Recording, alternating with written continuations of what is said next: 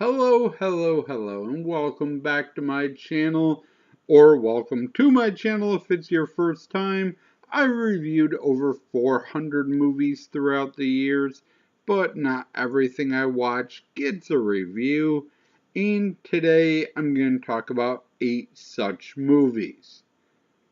I'm going to show you a quick clip, give you a quick description of why the movie did not get a full review, and then give you an even quicker review of the movie. First up is Armed Response. Thank you. What if this thing's a dupe? What? We're thieves, not double-crossers. Sure. Listen, I don't mean to question your integrity. I was sent this movie by a friend, and it got kind of corrupted in the process. It makes it really hard for me to review, so I really didn't want to. It helps that the movie is not really that interesting. It's about a family who's being attacked by the Yakuza and doesn't know why. It could have been an interesting idea of this downtrodden family under attack, but it's not handled very well, and there's a lot of slow parts in the process. So I skipped this one. Next up is the 2007 version of Boogeyman 2. Yes, a sequel of a remake that had a sequel. But how does that describe what I've seen with my own eyes? What other kids have seen throughout history? Well, it's a common scapegoat. Our society will always find a way to externalize. Every culture around the world has a name for him. The words sound different, but they all describe the same being. How does your theory account for that? This is another one where the quality of the video kind of threw me off from wanting to review it, but if it was a better movie, I totally would have. Spoilers, it turns out that Robert Englund is totally right. There is no boogeyman, there's no supernatural.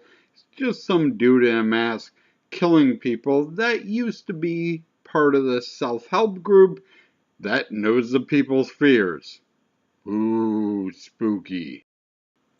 Next up is Operation Delta Force 4 Deep Fault.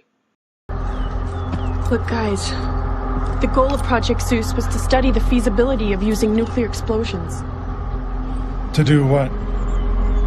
To trigger earthquakes. Jesus.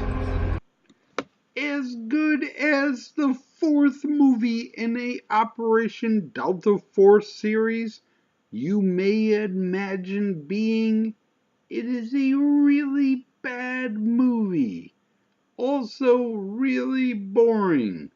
Also, the file I have, the volume is at like 1,000.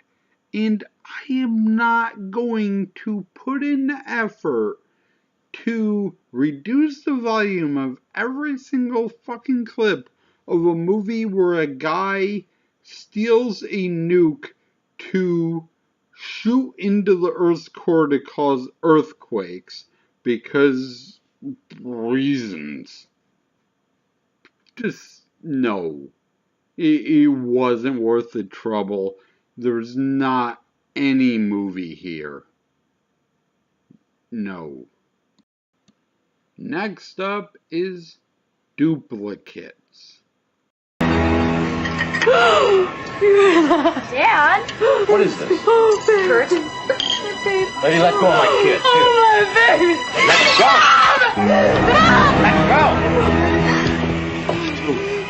go! So I don't know who the hell you are, but this is our son. Honestly, this one, I enjoy the movie. The acting's great. I just can't find a way to review it without just being spoilers.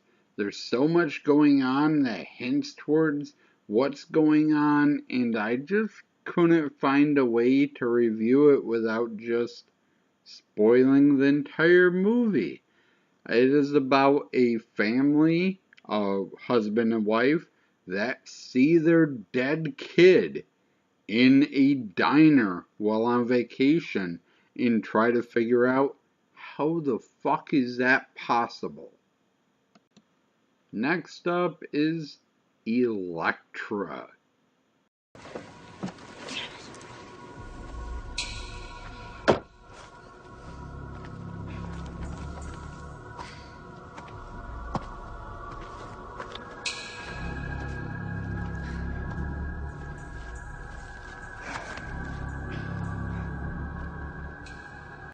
This is not the Jennifer Garner Electra. This is the Shannon Tweed Electra. If you know who Shannon Tweed is, you know this is a softcore porno.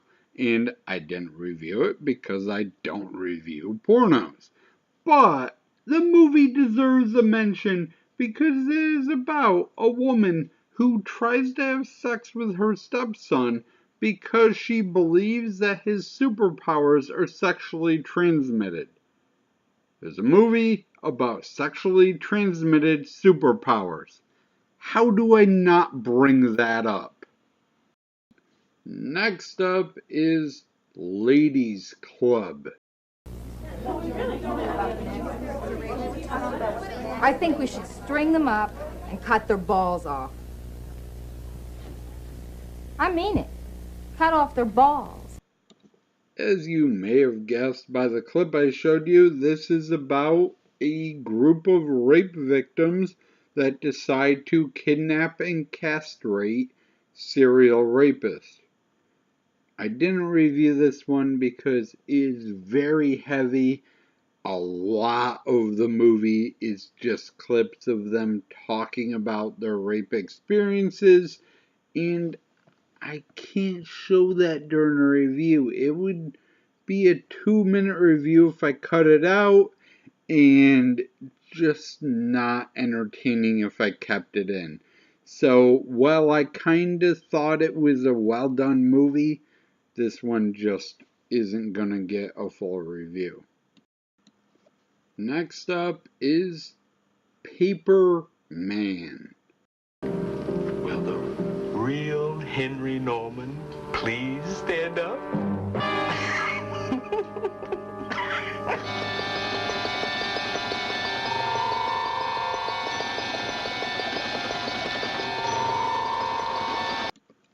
This is a movie that I really liked. I just couldn't find a way to review it that didn't ruin the movie, take away from the experience.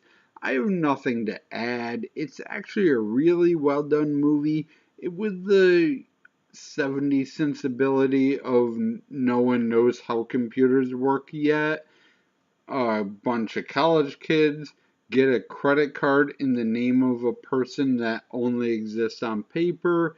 It doesn't really work nowadays when you can just Google everybody, but if you can set yourself back in time a little bit, it is a really good movie. There's just nothing I could add to it that wouldn't ruin the movie for anyone that wanted to watch it. And last is The Seventh Floor. You'll find that under the articles, any two of the three shareholders, us, can acquire the shareholding of the third party, subject to a fair and equitable price being struck. The definition of fair and equitable price is on page 22. Honestly, I didn't review this one because it's not very interesting. Brooke Shields was not given a lot of movie roles that had anything for her to do. You're decent looking, a guy stalks you, you figure out way too late he's the bad guy, and then you escape. End movie. It's just not very good. I threw it on the list because I wanted you to end with a downer. Thank you for watching. I hope you enjoyed this. Little taste of the bullshit that I do around here if you're new. And as always, I shall try to do better next time. Here's a bonus clip from a totally different movie. Can you dig where I'm coming from? I am free, black, and very independent. And no man is gonna tie a can onto my tail. Well, he must be some kind of lover. Happens to be some kind of a man.